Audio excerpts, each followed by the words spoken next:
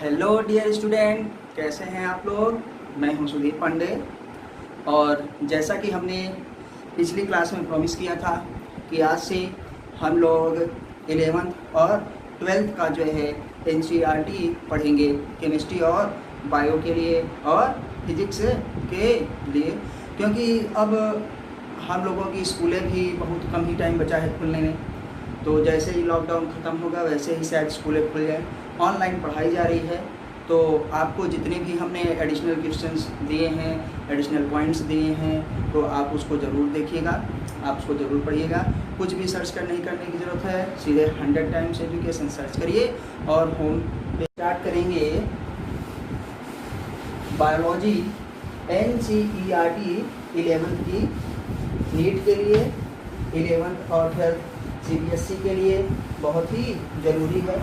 और अब तो तमाम स्टेट्स में भी क्या है, केवल एनसीईआरटी ही चलती है। तो आप निश्चिंत होके केवल और केवल एनसीईआरटी ही पढ़िए। तो आपको एक चीज़ और भी बता दें कि आपको बायो में कोई भी नोट्स बनाने की ज़रूरत नहीं है। बायोलॉजी में किसी भी प्रकार की नोट्स आपको नहीं बनानी पड़ेगी।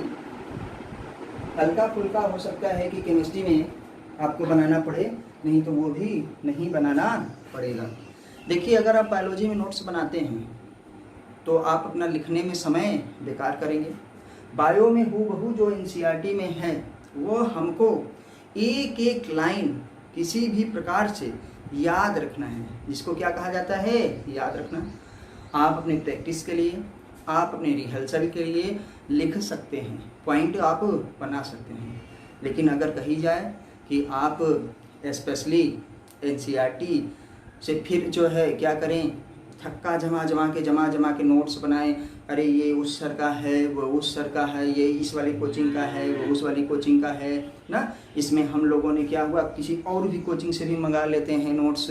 तो आपको बायो में किसी भी प्रकार का नोट्स बनाने की ज़रूरत नहीं है। आपके नीट में बता दे रहे हैं कि आपका जो नीट होता है आपके मेडिकल के लिए, उसमें कुल मिला करके 85 से क्या है 95% और कभी कभी तो 100% क्या है एनसीईआरटी से ही आता है।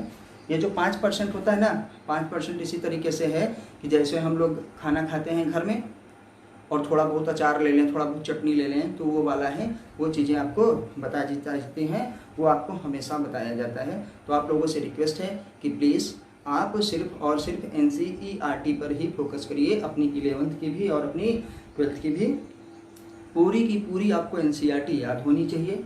किसी भी प्रकार का जो है आपको नोट्स बनाने की ज़रूरत नहीं है, क्योंकि आप नोट्स फिर वही बनाएंगे जो आपकी बुक में लिखा है। तो इससे अच्छा सीधे बुक का समझने के लिए, आपको याद नहीं होता तो आप लिख के याद करिए। लेकिन सर जी नोट्स बनवाएं, जैसे हम बनवाएं या तमाम चीज़ बनवाएं, फिर उसको आप लिखिए, स्कूल में भी लिखते हैं, यहाँ भी आके लिखिए, नहीं। तो जितनी बार आप किताब पढ़ेंगे उतनी बार आपका फ़ायदा होने वाला है। और जितना से ज़्यादा पढ़ेंगे उतना ज़्यादा आपके लिए बेनिफिशियल होगा। आपने ये भी देखा होगा कि एनसीईआरटी में अगल बगल और ऊपर नीचे जगह खाली रहती है। तो वो इसीलिए खाली रहती है कि अगर आपको कोई पॉइंट्स जो है अच्छा लग रहा है, आपको नहीं समझ में आ रहा है, तो आप क्या है उसको कोई स्पेशल पॉइंट से कुछ नया बताया गया है तो आप उसको क्या है वहीं पे लिख सकते हैं। ठीक, और याद करिए। तो चलिए टाइम ज़्यादा न लेते हुए आज हम स्टार्ट करेंगे biology class 11th NCERT book से। ये जिसके लिए होगा आपको, चलिए देखते हैं। Biology NCERT, biology NCERT class 11।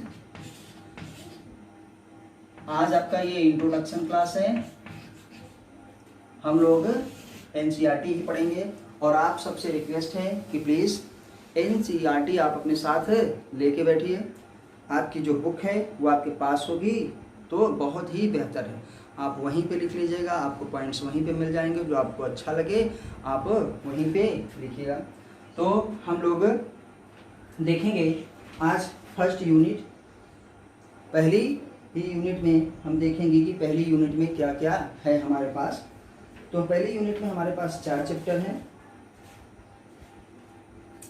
Unit first biology NCERT class 11। आपको ये नीट के लिए, सीबीएसई के लिए एंड अदर स्टेट बोर्ड्स के लिए, अदर स्टेट बोर्ड के लिए बहुत ही ज़्यादा ज़रूरी है। नीट, सीबीएसई और स्टेट बोर्ड्स में भी अब जो है एनसीईआरटी ही चलती है। और अन्य जितने भी एग्जाम होते हैं, एसएससी का हो, चाहे बैंक का, चाहे रेलवे का है, टीजीटी, पीजीटी, अब क्वेश्चन केवल एनसीईआरटी से ही पूछे जाते हैं।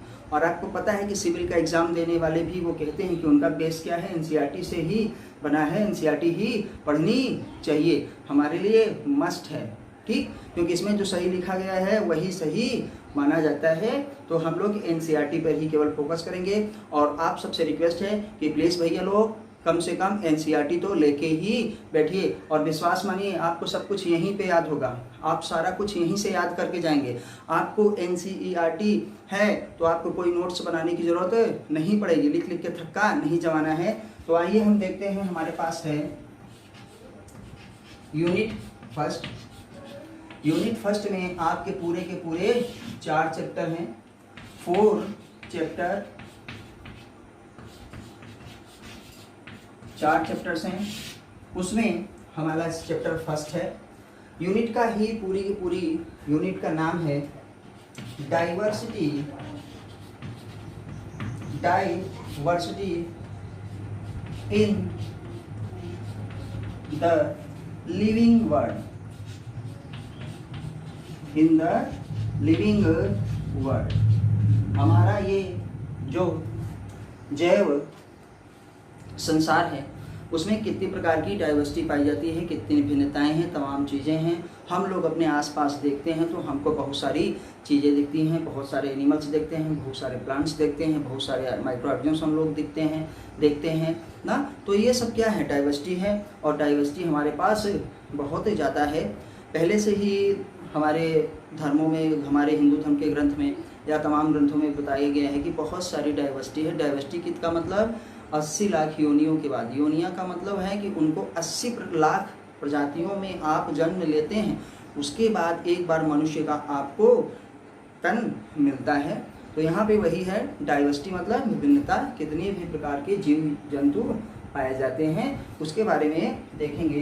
तो चलिए, आपको हो गया चैप्टर नंबर 1 में। अब हम देखेंगे चैप्टर, ये CH से लिख दिए हैं कि हमारे पास चैप्टर है।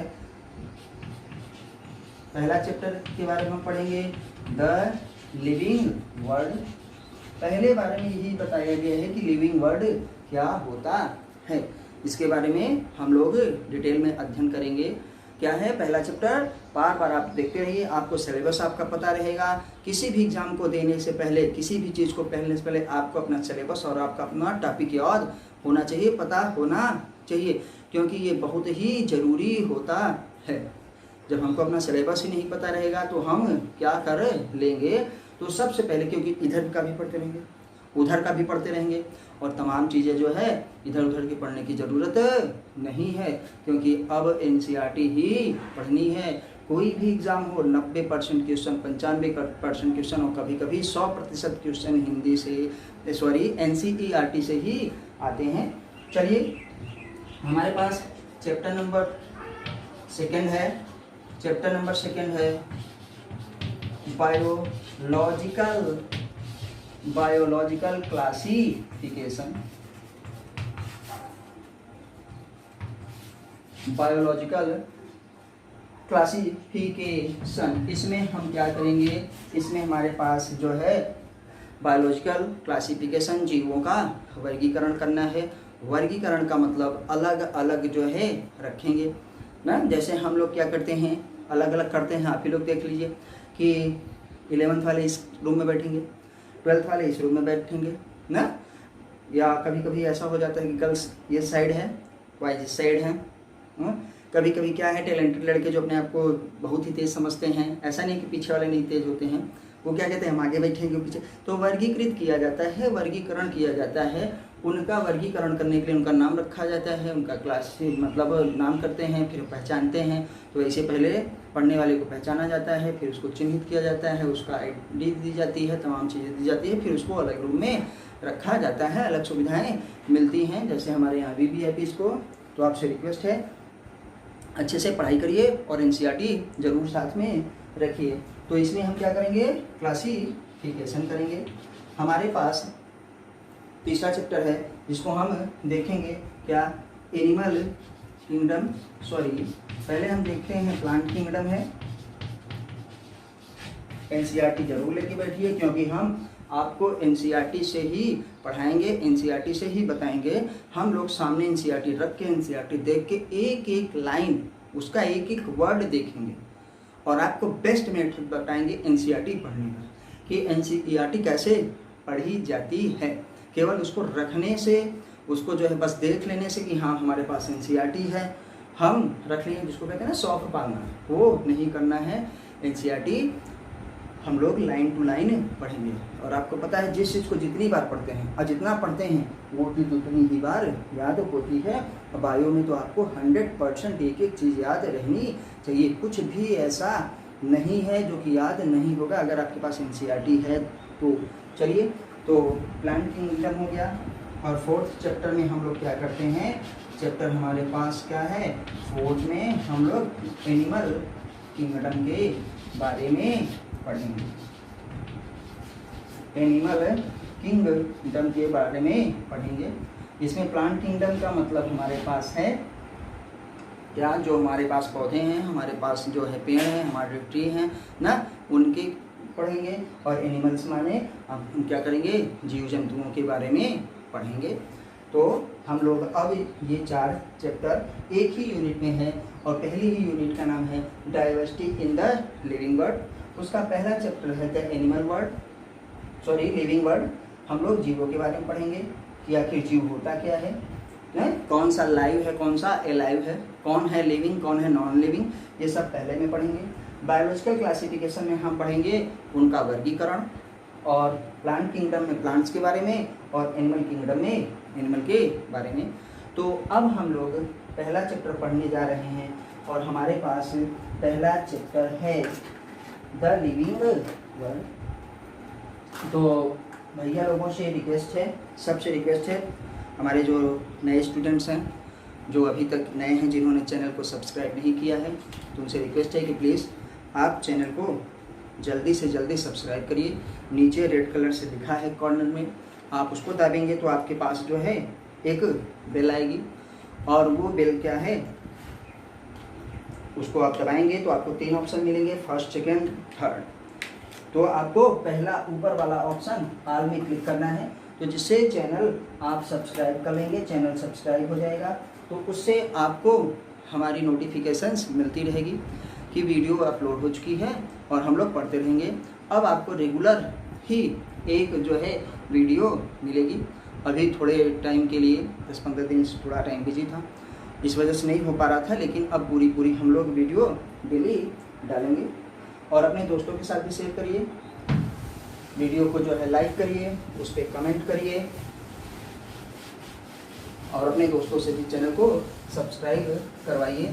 तो स्पेशली नीट वाले जो मेडिकल की तैयारी कर रहे हैं, क्योंकि अब नीट में ही होगा, अब तो एम्स भी जो है नीट के ही थ्रू आता है ना, तो आपको कोई और एक्स्ट्रा चीज़ पढ़ने की कुछ भी अलग से तैयारी नहीं करनी पड़ेगी, आप सीधे NCERT पढ़िए। तो हम देखते हैं चैप्टर नंबर 1।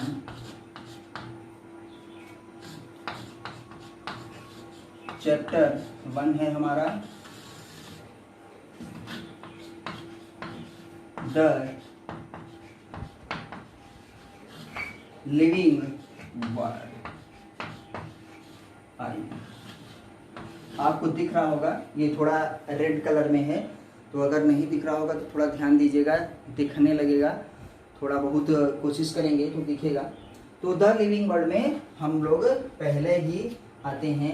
हमारा पहला चैप्टर है और बहुत ही ज़रूरी है, आप स्टार्टिंग से ही करेंगे तो आपको समझ में आएगा। आइए हम लोग बायोलॉजी पढ़ रहे हैं, तो जैसे 11th में होता है, 9th में जाते हैं, 10th में, तो हमको बताना पड़ता है कि बायोलॉजी है क्या। तो हम लोग आइए सीधे से हेडिंग डालते हैं, biology. Biology is the branch of science which deals study of living organisms। अब देखिए यहाँ पे साफ साफ है कि हम द लिविंग वर्ड भी पढ़ने वाले हैं वही, और यहाँ पे साफ साफ लिखा है कि बायोलॉजी में हम पढ़ते हैं क्या, लिविंग ऑर्गेनिजम्स के बारे में। ये हमको जनरल सी डिफिनीशन बताई जाती है और ये 100% सही भी है। लेकिन इसके अलावा आपको 2 और मिलेंगी, क्योंकि आप अगर नीट की तैयारी कर रहे हैं, आप CBSE का एग्ज़ाम देंगे, अपने बोर्ड्स का, आप यूपी बोर्ड्स का देंगे, तो CBSE में और नीट में ये है कि आपको स्टेटमेंट्स मिलता है। और स्टेटमेंट्स में क्या है कि नीट में आपको स्टेटमेंट तो बहुत ज़्यादा मिलते हैं, आपको पहचानना है कि कौन सा स्टेटमेंट सही है, कौन सा गलत, कौन सा ट्रू है, कौन सा false, given statement is true और फॉल्स। तो आपको पूरा का पूरा स्टेटमेंट याद होना चाहिए। और क्या होता है कि कभी कभार 2-2 स्टेटमेंट सही होते हैं, कभी कभार 3-3 स्टेटमेंट सही होते हैं ना, तो नीचे फिर ऑल वाला ऑप्शन मिल जाता है, या कभी कभी ऑल गलत होते हैं। तो आपको 2 डिफिनीशन और आपको याद करनी पड़ेगी, वो जो कि बहुत ही खास है। आइए देखते हैं, biology is the story of life, story of life on earth. आपको ये भी देखना पड़ेगा कि biology is the story of life on earth.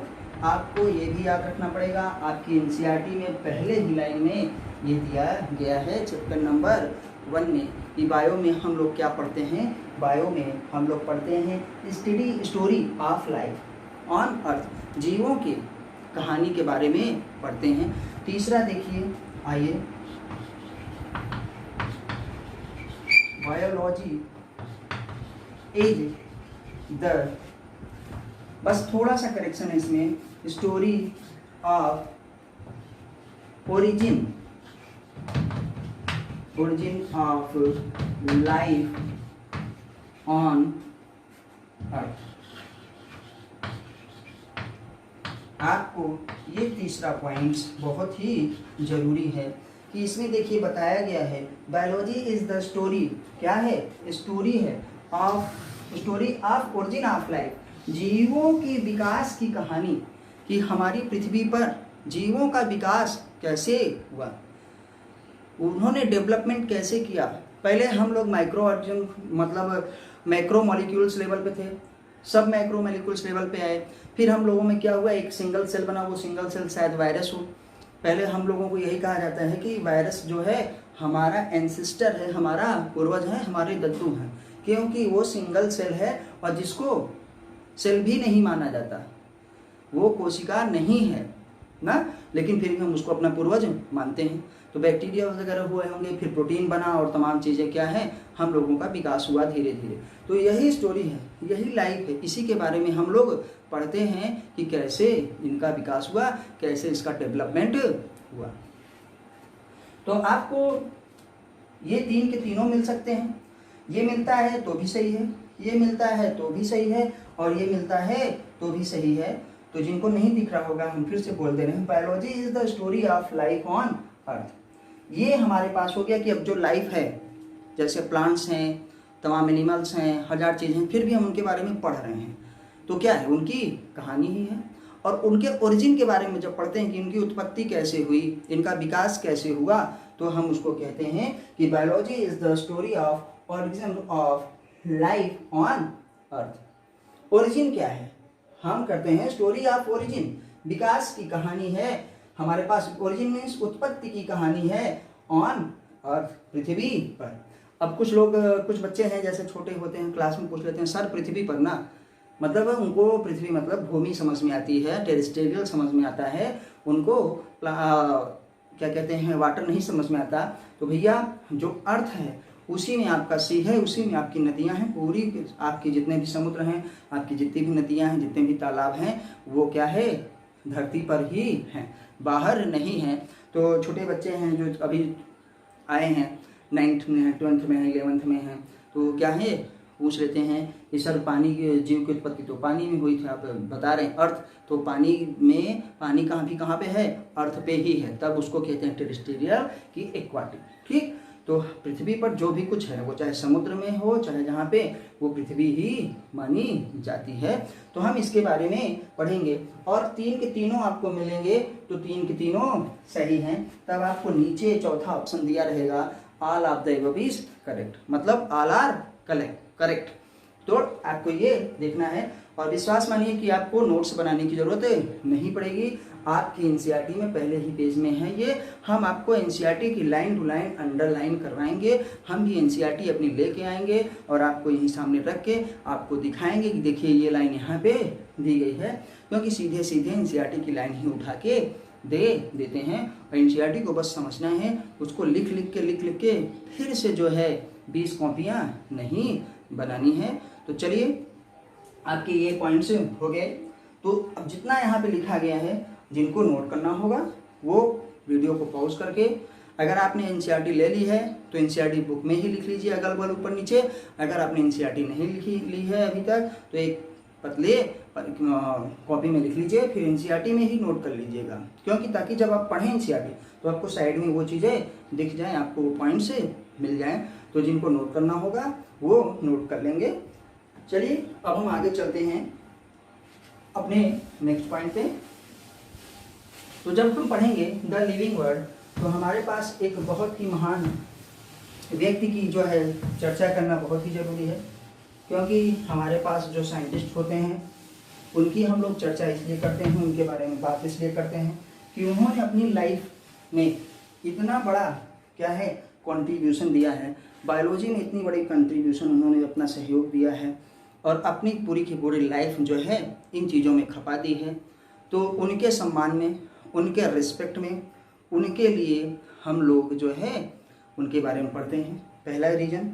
दूसरा रीज़न ये है कि पढ़ते पढ़ते शायद कोई और स्टूडेंट, शायद कोई और बच्चा जो है इंस्पायर हो जाए कि अरे उन्होंने इतना अच्छा काम किया है, हम भी जो है वो और भी अच्छी मेहनत अब करेंगे, हम भी साइंटिस्ट बनेंगे, हम भी इसी तरीके का काम करेंगे या और भी बेहतर करके दिखाएंगे।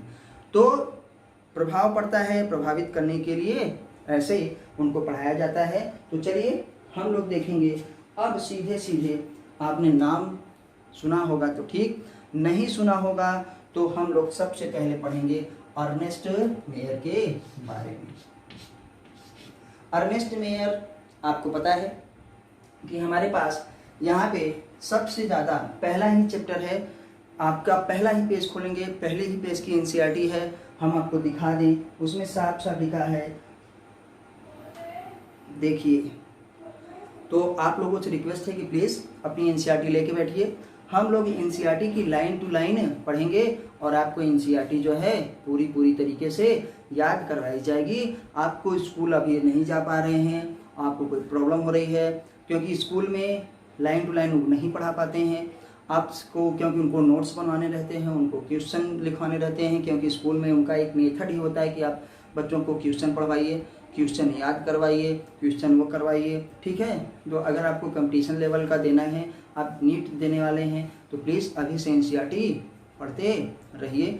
तो आप देखिए यहाँ सबसे पहले लिखा है अर्नेस्ट मायर ना, तो ये देखिए अर्नेस्ट मायर साहब हैं, आप अपनी बुक में ज़रूर देखिएगा और हम तो दिखा ही रहे हैं, तो इनके बारे में पढ़ना बहुत ही ज़रूरी है। चलिए और आपको पॉइंट टू पॉइंट हम बताएंगे।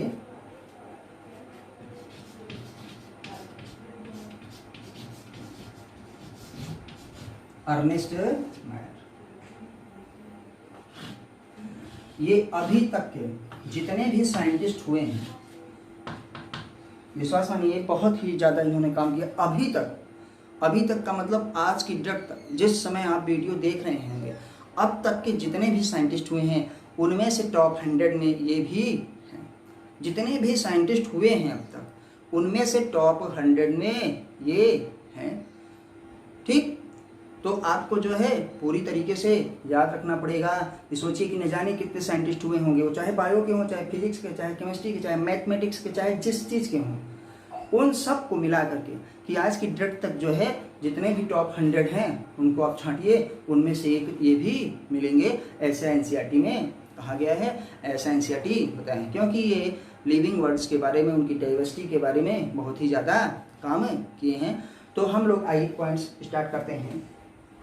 अर्नेस्ट मायर, सबसे पहले क्या हुआ, इनकी date of birth, born on 5 July 1904 में। आपसे पहला ही क्वेश्चन पूछा जा सकता है कि इनके बारे में भैया पूछता भी है, केवल ऐसा नहीं कि बस, आपको कभी न कभी मिल ही जाता है क्वेश्चन, किसी न किसी एग्जाम में मिल ही जाएगा। तो अर्नेस्ट मायर क्या करेंगे, बॉर्न ऑन 5 जुलाई 1904 मतलब 1904 में इनका जन्म हुआ था। आइए अब हम लोग देखते हैं, आपको एनसीईआरटी हम दिखाएंगे, आपको एनसीईआरटी हम पॉइंट टू पॉइंट आपको ट्रिक बताएंगे कि कैसे याद करनी है। तो देखिए, इन कैम्पटन जर्मनी, मतलब उन्होंने क्या किया कि Ernst Mayar born on 5 July 1904 इन किसमें, कैम्पटन जर्मनी। अब यहाँ पे हम करते हैं इन कैम्पटन जर्मनी।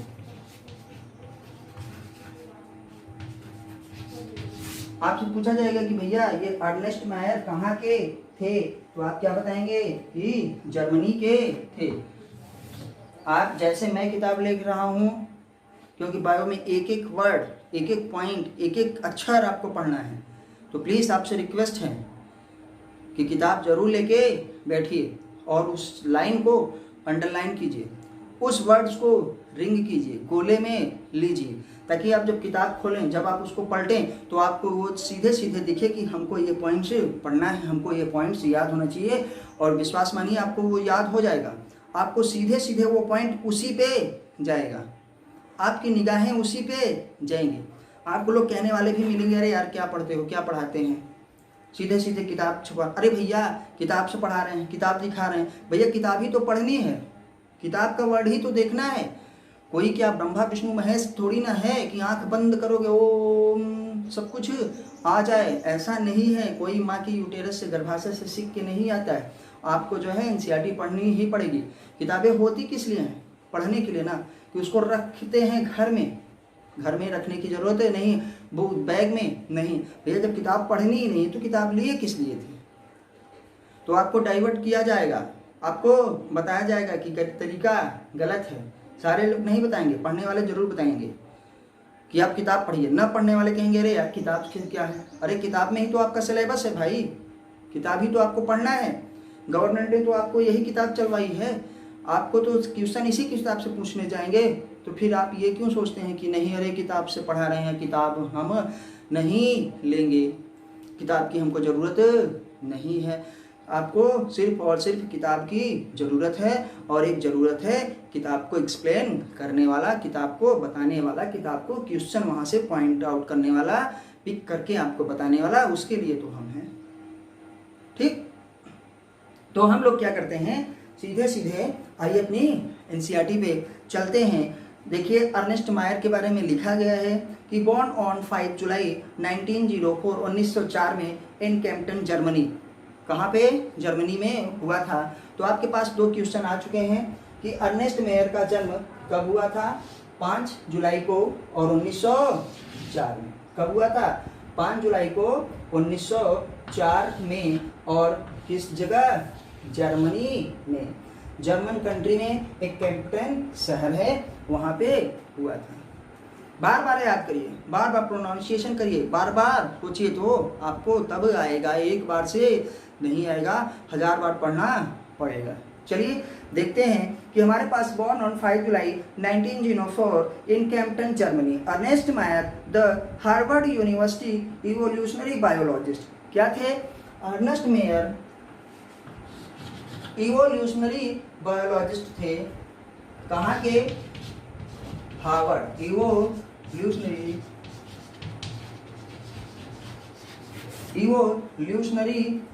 बायोलॉजिस्ट। देखिए अब यहाँ पे देखिए, आपसे पूछा जाएगा, आपसे ऑप्शन दे दिया जाएगा कि Ernst Mayar is botanist, zoologist, biologist, chemist ना, तो आपको कौन सा ऑप्शन लगाना पड़ेगा? बायोलॉजिस्ट, क्योंकि आपको जूलॉजी वाला भी दिया रहेगा, आपको बॉटनी वाला भी दिया रहेगा, बॉटनिस्ट लिखा रहेगा, जूलॉजिस्ट लिखा रहेगा, तो आप सोचेंगे कि अरे इन्होंने तो स्पेशली जूलॉजी पे ज़्यादा काम किया है, लेकिन ऐसा नहीं है, इन्होंने जूलॉजी और बॉटनी दोनों पे बहुत ही ज़्यादा काम किया है, तो आप इनको क्या करेंगे? बायोलॉजिस्ट। और स्टेटमेंट दिया रहेगा कि which is statement is correct. आपको स्टेटमेंट दिया रहेगा कि Ernst Mayar is biologist, Ernest Mayar is zoologist, Ernest Mayar is जो है बॉटनिस्ट। तो आप क्या करेंगे? कौन सा ऑप्शन करेंगे जिसमें अर्नेस्ट मायर इज बायोलॉजिस्ट, इसमें दोनों आ जाते हैं। तो आपको क्वेश्चन ही पिक करना है। आपको बायोलॉजी में कुछ भी लिखने की ज़रूरत नहीं है, नोट्स बनाने की ज़रूरत नहीं है कि हमारे सर जी पहले लिखवाएंगे, हमारे स्कूल में लिखवाया जाएगा, उसके बाद हम उसको याद करेंगे। हम स्टार्टिंग से ही बुक से पढ़ेंगे और बुक से ही दिखाएंगे आपको। वही चीज़ पढ़ेंगे जो बुक में है, 100% NCERT। इसीलिए आपके प्यारे से YouTube चैनल का नाम भी है 100 टाइम्स एजुकेशन। 100 बार और 100% शुद्ध चीज़ें आपको मिलेंगी, प्योर एंड प्योर NCERT 100%। तो प्लीज़ अभी तक जिन्होंने चैनल को लाइक सब्सक्राइब नहीं किया हो, सब्सक्राइब करिए, वीडियो को लाइक करिए, उस पर कमेंट करिए, अपने विचार हमको बताइए कि हमारी वीडियोज आपको कैसी लगती हैं और इस पर क्या सुधार किया जा सकता है और इस पर कौन भी सी चीज़ें आपको अच्छे से बताई जा सकती हैं। अपने दोस्तों से भी इस बारे में ज़रूर बताइए, अपने दोस्तों से भी चैनल को सब्सक्राइब करवाइए और हमको अपना सहयोग प्रदान करिए। चलिए हम लोग आगे देखते हैं। आज अर्नेस्ट मायर के बारे में पूरा पढ़ के ही जाएंगे। तो क्या है कि ये क्या थे? बायोलॉजिस्ट ऑफ कहाँ पे? Harvard, Harvard university. हार्वर्ड आपको लिखना है, हार्वर्ड यूनिवर्सिटी, जिसको हम हार्वर्ड यूनिवर्सिटी कहते हैं।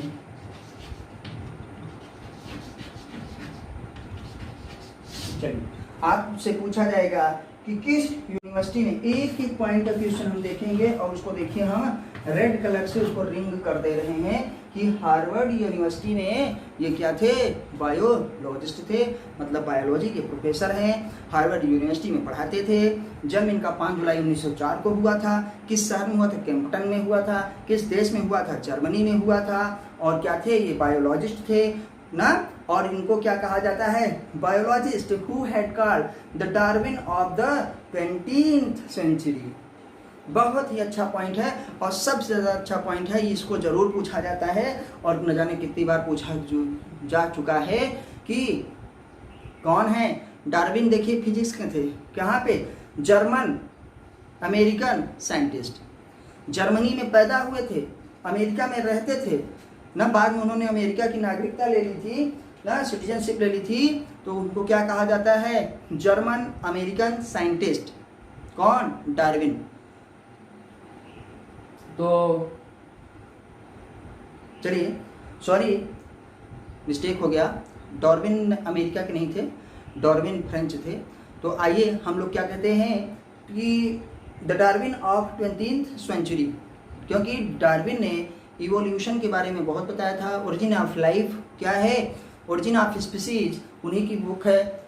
ओरिजिन ऑफ लाइफ नहीं, ओरिजिन ऑफ स्पीसीज याद रखिएगा। डार्विन की बुक का नाम है ओरिजिन ऑफ स्पीसीज। जीवों की उत्पत्ति कैसे हुई उनके बारे में हम लोग आगे पढ़ेंगे। तो उनको कहा जाता है, इसको अर्नेस्ट मायर को, the Darwin of the 20th century. आप ये पॉइंट भी लिख लीजिए, हम यहाँ पे इसलिए लिख रहे हैं ताकि आप अपनी वो बुक में देख लीजिए, जिनके पास अभी बुक नहीं है। तो यहाँ पे लिखा है द डार्विन ऑफ 20 क्या है सेंचुरी।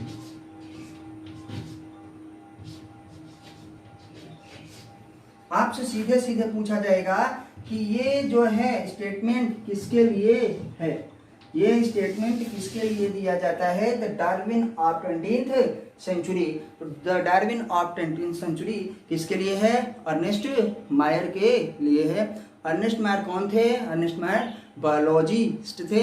अर्नेस्ट मायर का जन्म कब हुआ था, 5 जुलाई को हुआ था, केम्पटन जर्मनी में हुआ था, 1904 में हुआ था, हार्वर्ड यूनिवर्सिटी में पढ़ाते थे।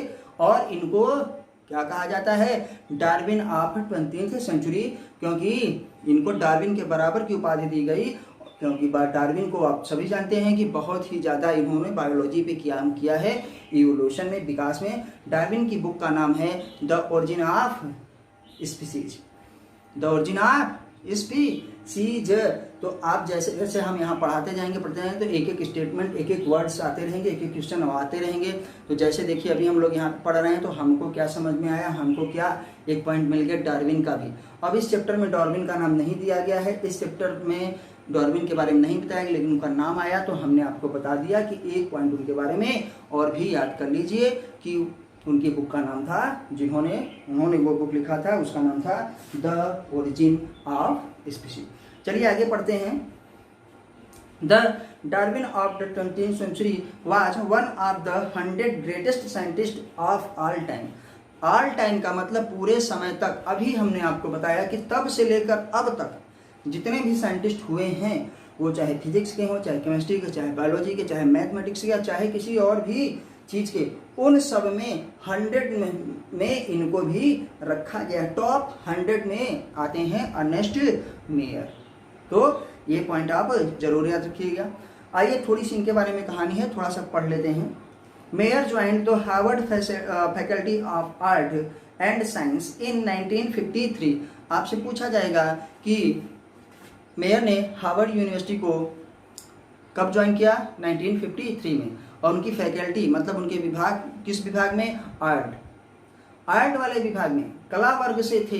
लेकिन बाद में क्या हुआ, and retired in 1975 assuming the title Alexander Agassiz professor of zoology emeritus.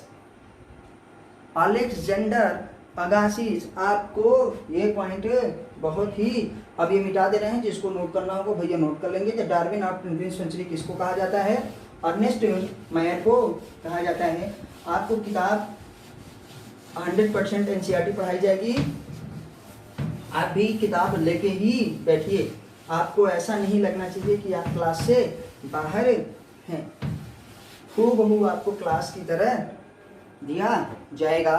तो चलिए हम देखते हैं, एक स्टेटमेंट और हमको मिल गया, अलेक्जेंडर अगासिस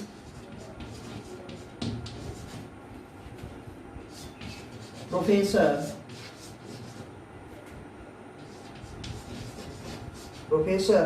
ऑफ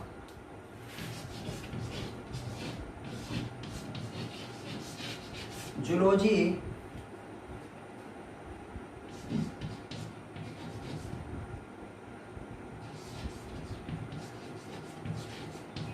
चलिए यहाँ से एक एफ आपको हटाना है, थोड़ा ही चाक सही से चल नहीं रहा है, दूसरा लगाना पड़ेगा।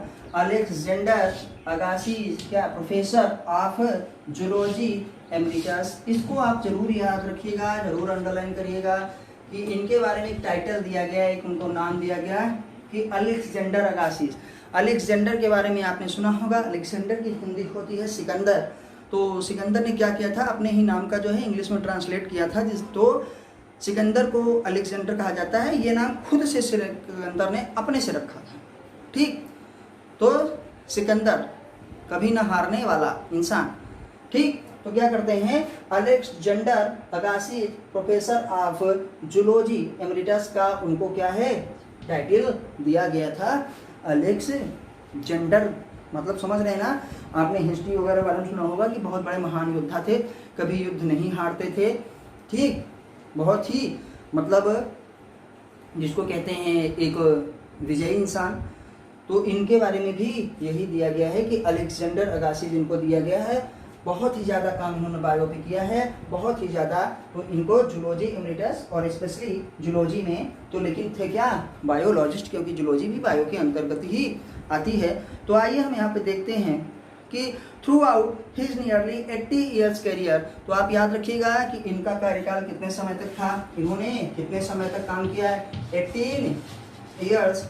आपको पॉइंट टू पॉइंट हम बताएंगे कि 80 साल तक इन्होंने काम किया। इन हिज रिसर्च स्नैप्ड, क्या है, इन्होंने कितने चीज़ों पे अपने काम किया, कितनी शाखाओं में काम किया, कितने जो है विभाग में काम किया, कितनी ब्रांचेस साइंस की इन्होंने बताई, किस किस पे अपना इन्होंने रिसर्च किया, किस किस पे काम किया, वो आइए अब देखते हैं। सबसे पहले है ऑर्निथोलॉजी। ऑर्निथोलॉजी किस पे काम किया, ये क्या है, स्टडी ऑफ बर्ड्स। इन्होंने ऑर्निथोलॉजी पे काम किया। टैक्सोनॉमी, अभी आपको टैक्सोनॉमी दूसरे चैप्टर में पढ़ाया जाएगा, इस वजह से टैक्सोनॉमी को आप टैक्सोनॉमी ही लिख लीजिए। और उसके बाद होता है जू जियोग्राफी, इनका तीसरा काम किस पे था, जू जियोग्राफी।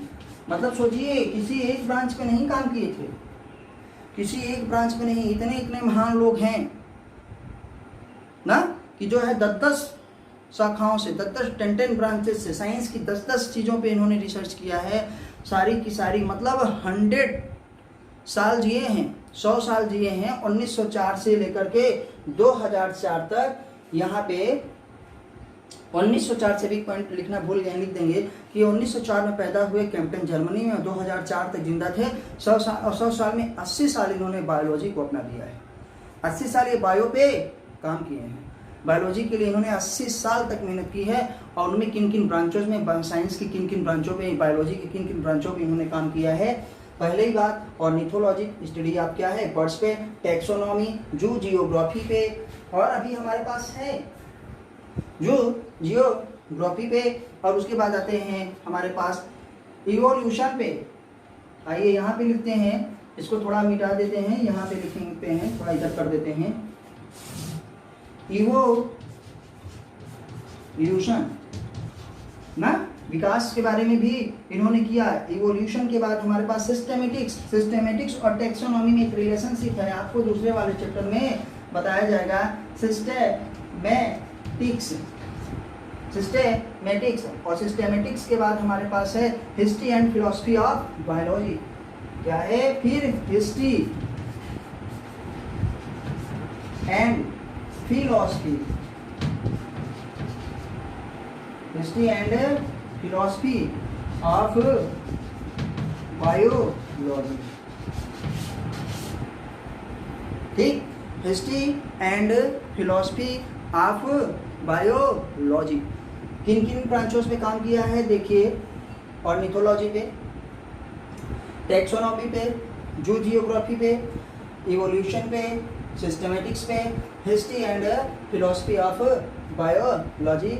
इतनी चीज़ों पे इन्होंने काम किया है। तो हम थोड़ा सा अर्नेस्ट मार्क के बारे में एक बार फिर से रिवीजन कर लेते हैं। देखिए, आपको ये नहीं देखना है कि हमको कितना आता है, हम कहाँ से पढ़ाते हैं। हम 100% आपको एनसीईआरटी पढ़ाएंगे, एनसीईआरटी लेके पढ़ाएंगे, क्योंकि हमको यही पढ़ाना है। हमको 9 से लेकर के 12 तक सबको पढ़ाना रहता है, सारे सब्जेक्ट पढ़ाना रहते हैं।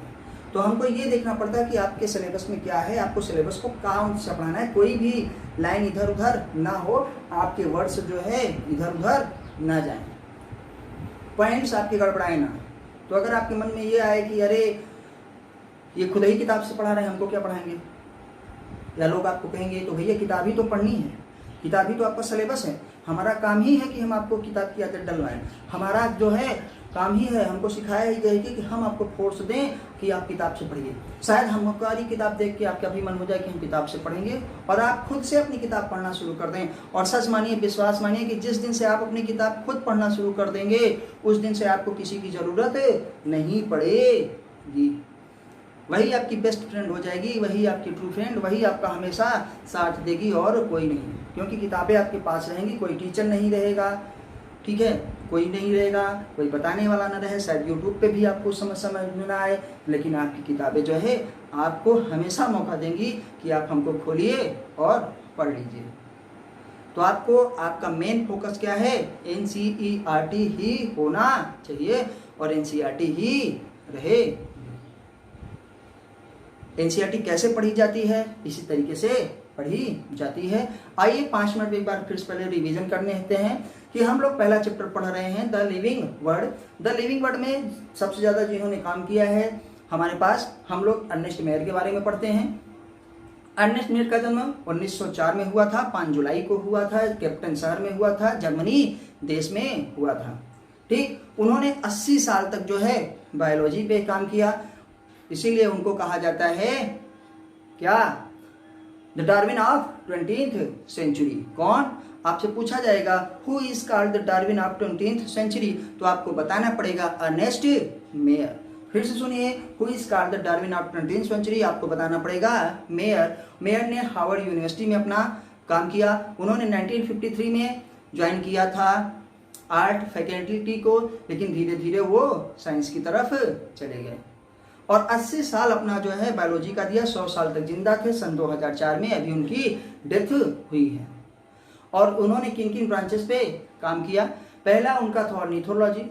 ऑर्निथोलॉजी के बाद आपको पता है कि हमारे पास क्या आता है, टैक्सोनॉमी। टैक्सोनॉमी के बाद जूजियोग्राफी और उसके बाद हमारे पास history and philosophy of biology पे उन्होंने काम किया है और बहुत ही ज़्यादा काम किया है, इसलिए उनको नाम दिया जाता है। उनके पास टाइटल भी मिला है, अलेक्जेंडर अगासिस क्या है, जूलॉजी एमरिटस। ठीक है, चलिए थोड़ा सा आगे बढ़ते हैं। जिनको ये पॉइंट्स नोट करने होंगे वो भाई लोग नोट कर लेंगे और अब हम आगे पढ़ेंगे। आज डार्विन का पूरा पढ़ लेंगे। नेक्स्ट लेक्चर में हम लोग अपने मेन चैप्टर में आ जाएंगे। अभी हम आपको पता है कि साइंटिस्ट के बारे में पढ़ना क्यों जरूरी है, क्योंकि इनको रिस्पेक्ट देने के लिए दिया जाता है और इनसे क्वेश्चन भी, हमको क्या फ़ायदा होगा, हमको क्वेश्चन हमारे आएंगे, हमारे क्वेश्चन पूछे जाते हैं और शायद किसी भी स्टूडेंट के मन में आ जाए कि नहीं यार इन्होंने बहुत अच्छा काम किया है और अब हम भी करेंगे। चलिए आगे देखते हैं। बुक मेरे पास है, जिन्होंने अभी तक बुक नहीं लिया होगा वो ले लेंगे, आप सेकंड हैंड भी ले सकते हैं, कोई दिक्कत नहीं। NCERT 6 साल में एक ही बार बदलती है, बार बार नहीं बदलती है। अभी जो है पिछले साल वो बदल चुकी है, अब 5 साल तक नहीं बदलेगी। और बदला भी कितना है कि थोड़े से पॉइंट्स बढ़ाए गए हैं और जो बढ़ाए गए हैं वो आपको बता दिए जाएंगे। आइए हम देखते हैं। ही ऑलमोस्ट सिंगल हैंडली क्या होता है, made the origin of species. Origin of species देखिए इन्होंने भी बताया है, और जिन्होंने क्या है ओरिजिन ऑफ स्पीसीज नाम की बुक किसकी है, डार्विन की है। ठीक, तो diversity the central question of होता है evolutionary biologist that it is today.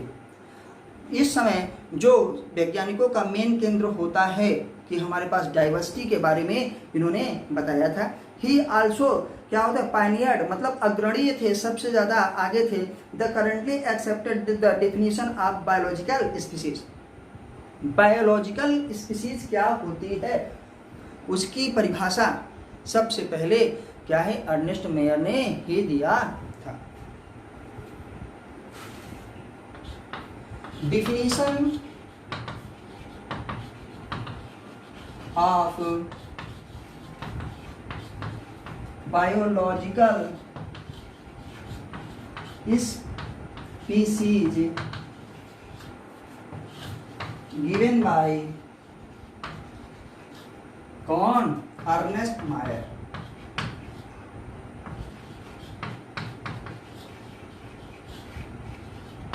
कौन, अर्नेस्ट मायर। तो आप जरूर याद रखिएगा कि अर्नेस्ट मायर बायोलॉजिकल स्पीसीज, और सबसे पहले बायोलॉजिकल स्पीसीज टर्म भी अर्नेस्ट मायर ने ही दिया था ना, यहीं पे लिखते रहे टर्म। टर्म मीन्स क्या होता है, ये नाम, ये टाइटल ना। जैसे हम कोई वर्ड बोल दें, कोई चीज़ बोल दें, जैसे बायोलॉजिकल स्पीसीज बोला गया, बायोलॉजिकल स्पीसीज बताया गया, तो कहेंगे सबसे पहले बायोलॉजिकल स्पीसीज किसने बोला था, किसने ये टर्म दिया। टर्म मीन्स आपको नाम, आपके स्टेटमेंट्स, आपके वर्ड, क्योंकि बहुत सारे टर्म है ना। टर्म क्या, जो जिस नाम से हम लोग संबोधित करते हैं। तो किसने दिया, अर्नेस्ट मायर ने दिया है। आप नोट भी करते जाइएगा जिनको नोट करना होगा। आइए देखते हैं फिर आगे। Mayr was awarded the 3 prize widely regarded as the triple crown of biology. मतलब अर्नेस्ट मायर को 3 पुरस्कारों से जो है क्या है, सम्मानित किया गया। अवार्डेड मतलब उनको दिया गया क्या, 3 प्राइज। जैसे widely regarded as the triple crown of biology, तो आपको से ये भी पूछा जाएगा कि triple crown, CROWN, crown means मुकुट ना, ट्रिपल क्राउन ऑफ बायोलॉजी किसके बारे में कहा जाता है। तो आप बताएंगे अर्नेस्ट मायर के बारे में, अर्नेस्ट मायर के बारे में, क्योंकि इनको बायोलॉजी के 3 बहुत ही विशिष्ट, बहुत ही बड़े, सबसे ऊंचे वाले यह पुरस्कार से सम्मानित किया गया है।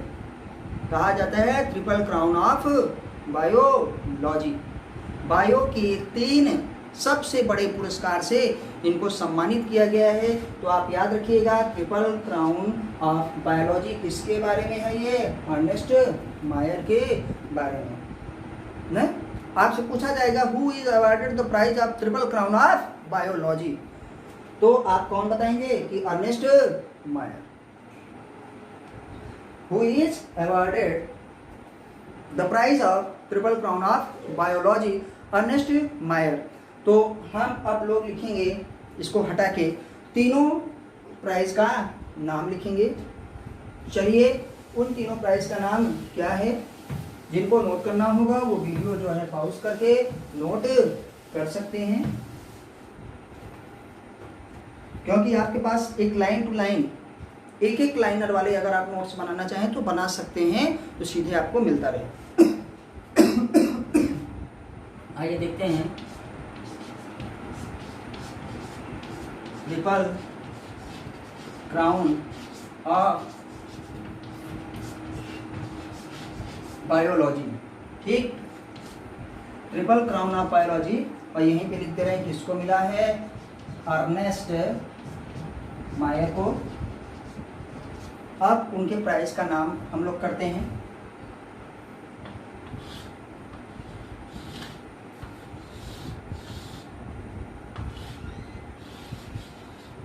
ट्रिपल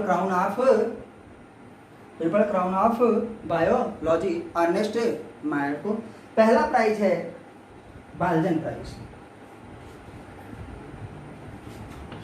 ईयर आपको इसका याद रखना पड़ेगा,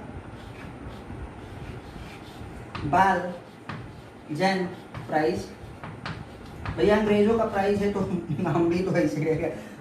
बाल्जन प्राइज कब है, 1983 में, 1900 क्या है 83 में, 1983 में। दूसरा प्राइज है international prize for biology, international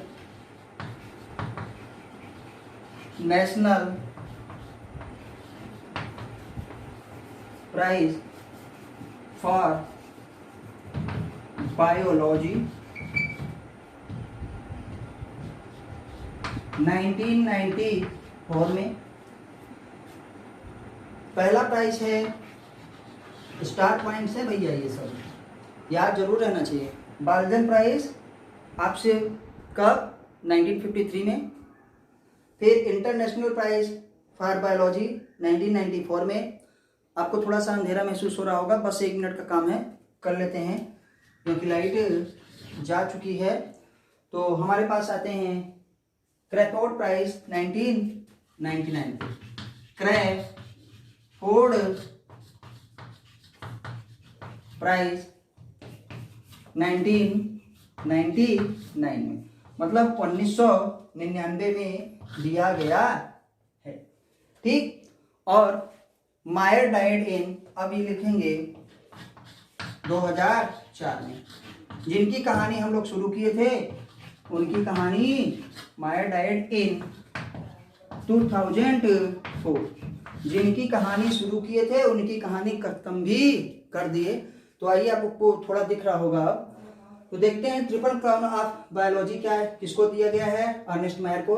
वो triple crown of biology, biology के 3 जो है बहुत बड़े मुकुट वाले, कहाँ पे, सर पे ना, बायोलॉजी के जो 3 सबसे बड़े ताज वाले क्या है पुरस्कार हैं, वो कौन कौन से हैं। बाल्जन प्राइज 1983 में दिया गया, इंटरनेशनल प्राइज फॉर बायोलॉजी 1994 में दिया गया, तथा क्रैफोर्ड प्राइज कब है, 1999 में, 1999 में दिया गया।